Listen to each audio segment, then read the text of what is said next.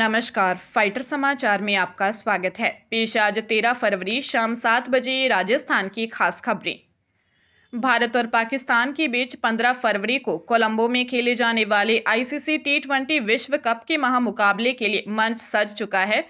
ये सिर्फ दो देशों के बीच एक क्रिकेट मैच नहीं है, बल्कि इसके जरिए एशियाई देशों की कोशिश आपसी संबंधों को सुधारने की होगी। दरअसल पिछले कुछ सालों से एशिया के 5 प्रमुख देश भारत, पाकिस्तान, बांग्लादेश, अफगानिस्तान और श्रीलंका के बीच किसी न किसी मुद्दे को लेकर विवाद रहा है। ऐसे में भारत और पाकिस्तान मैच के दौरान सभी 5 देशों के अध्यक्ष और प्रमुख अधिकारियों के कोलंबो में मौजूद रहने की पूरी संभावना है। सूत्रों के मुताबिक मैच के पहले या बाद सभी 5 क्रिकेट बोर्ड के अधिकारियों के बीच एक बैठक भी आयोजित हो सकती है।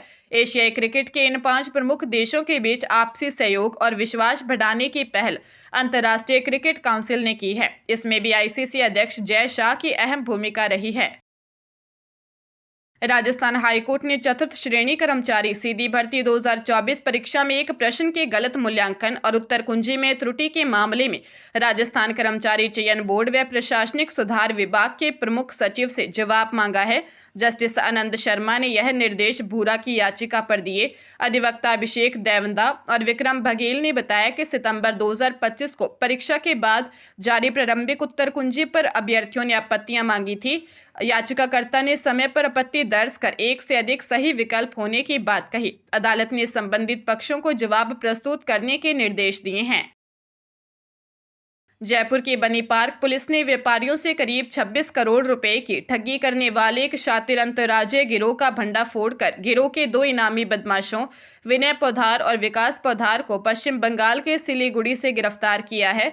ये आरोपी साल 2019 से फरार चल रहे थे और इन पर 10-10 हजार रुपए का इनाम घोषित था। यह गिरोह खुद को नासा, DRDO और रक्षा मंत्रालय से जुड़े बताकर व्यापारियों को ठगता था। आरोपी रेडियो एक्टिव प्लेट, दुर्लभ पेंटिंग, मैजिकल चश्मा और करामाती सुलेमानी माला जैसी वस्तुओं को कीमती बताकर ऊंचे दामों पर बेचने का लालच देते थे। भरोसे के लिए वे फर्जी दस्तावेज दिखाते थे और टेस्टिंग के नाम पर बार बार लाखों रुपए वसूलते थे। डीसीपी वेस्ट हनुमान प्रसाद ने बताया कि गिरोह ने जयपुर और मुंबई जैसे शहरों में फर्जी कंपनियां और आलीशान दफ्तर खोल रखे थे।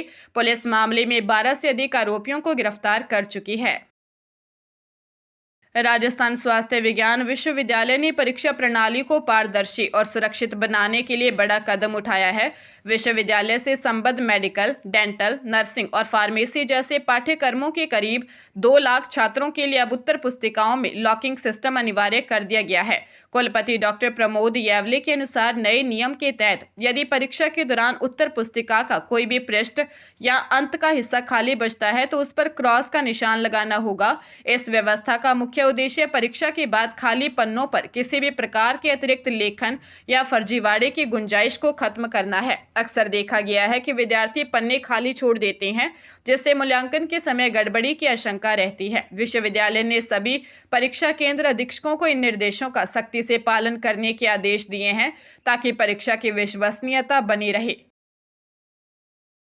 बाड़मेर की एडीजे अदालत के न्यायाधीश पीयूष चौधरी ने पिता पुत्र की हत्या के मामले में 2 महिलाओं समेत 8 आरोपियों को उम्र कैद की सजा सुनाई है। साथ ही सभी दोषियों पर 20-20 हजार रुपए का जुर्माना लगाया है। वारदात 24 मई 2023 की रात को हुई थी, जब आरोपियों ने सोते हुए पिता पुत्र पर जानलेवा हमला कर दिया। हमले में बेटे की मौके पर ही मौत हो गई थी, जबकि घायल पिता ने 11 महीने तक चले इलाज के बाद दम तोड़ा था। सरकारी वकील अनामिका सांधू के अनुसार मुख्य आरोपी को अपनी पत्नी के साथ मृतक के अवैध संबंधों का संदेह था। हालांकि कोर्ट ने इसका कोई ठोस सबूत नहीं मिला।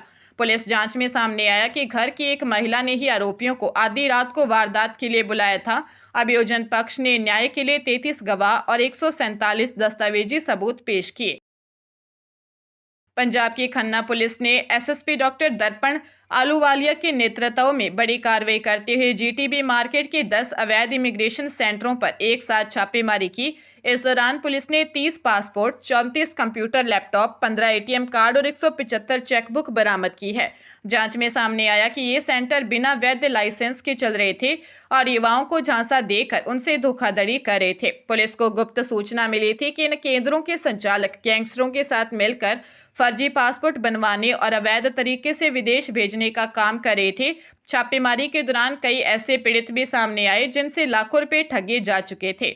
जांच में पता चला है कि कुछ संचालकों के खिलाफ पहले से ही दिल्ली और नवांशहर में आपराधिक मामले दर्ज हैं। पुलिस ने सभी 10 केंद्रों के खिलाफ केस दर्ज कर लिया है और फरार आरोपियों की गिरफ्तारी के लिए विशेष टीमें गठित की हैं। जयपुर में बाली मैदला गैंग ने स्पा सेंटर और होटल संचालकों से खुलेआम रंगदारी मांगकर दहशत फैला दी है। बदमाशों ने बजाज नगर थाने की चौकी के पास स्थित एक स्पा सेंटर पर पहुंचकर संचालकों को धमकाया।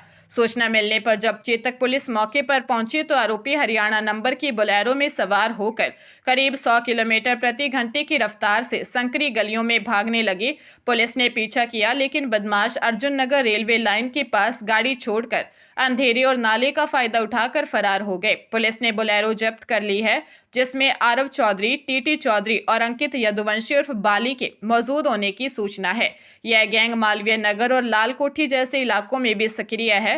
पुलिस आरोपियों की तलाश में जुटी है। भीलवाड़ा की पोक्सो कोर्ट ने नाबालिग को अश्लील फोटो वीडियो वायरल करने की धमकी देकर दुष्कर्म करने वाले आरोपी को 4 साल के कठोर कारावास की सजा सुनाई।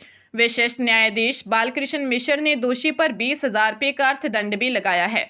मामला 3 फरवरी 2025 का है, जब पीड़िता के पिता ने रिपोर्ट दर्ज करवाई थी कि आरोपी उनकी 14 वर्षीय बेटी को डेयरी बूथ पर परेशान करता था। आरोपी ने डरा धमकाकर नाबालिग के साथ गलत काम किया और विरोध करने पर परिवार को जान से मारने की धमकी दी। पीड़िता के डरे सहमे रहने पर जब पिता ने पूछताछ की तब पूरी घटना का खुलासा हुआ। लोक अभियोजक धर्मवीर सिंह कानावत ने कोर्ट में 11 गवाह और 26 दस्तावेजी साक्ष्य पेश किए। इन सबूतों के आधार पर अदालत ने आरोपी को पोक्सो एक्ट के तहत दोषी मानते हुए जेल भेज दिया। हरियाणा के कुरुक्षेत्र और अंबाला की स्वास्थ्य विभाग टीमों ने एक संयुक्त कार्रवाई करते हुए भ्रूण लिंग जांच गिरोह का भंडाफोड़ किया है। मामले में पुलिस ने अंबाला के 2 निजी अस्पतालों के कर्मचारियों रोहित और मोहित को गिरफ्तार किया है। आरोपियों ने एक बोगस ग्राहक से लिंग जांच के बदले 75,000 रुपये मांगे थे, जिसमें से 20,000 रुपये एडवांस में एक महिला कर्मचारी के खाते में जमा कराए। विभाग की टीम ने स्टिंग ऑपरेशन के तहत जाल बिछाया और आरोपियों को उस समय दबोच लिया जब वे अल्ट्रासाउंड प्रक्रिया को अंजाम दे रहे थे। पुलिस ने मोहित के पास से 39,000 रुपये की नकदी बरामद की है, जबकि शेष राशि बैंक खाते में होने की पुष्टि हुई है। जांच में सामने आया है कि आरोपी निजी अस्पतालों की आड़ में लंबे समय से अवैध धंधा चला रहे थे। फिलहाल अंबाला पुलिस FIR दर्ज कर गिरोह के अन्य सदस्यों और रिकॉर्ड की पड़ताल कर रही है। जोधपुर के मथुरादास माथुर अस्पताल में जननी सुरक्षा और राजश्री योजना के भुगतान में करीब 9,42,000 रुपये का घोटाला सामने आया। अस्पताल प्रशासन ने इस संबंध में शास्त्री नगर थाने में FIR दर्ज करवाई है।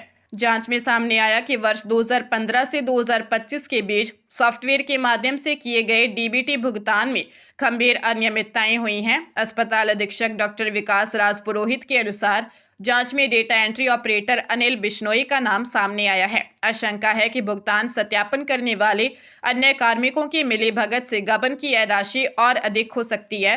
गौरतलब है कि इन योजनाओं के तहत प्रसूताओं और नवजात बालिकाओं को प्रोत्साहन राशि सीधे बैंक खातों में भेजी जाती है।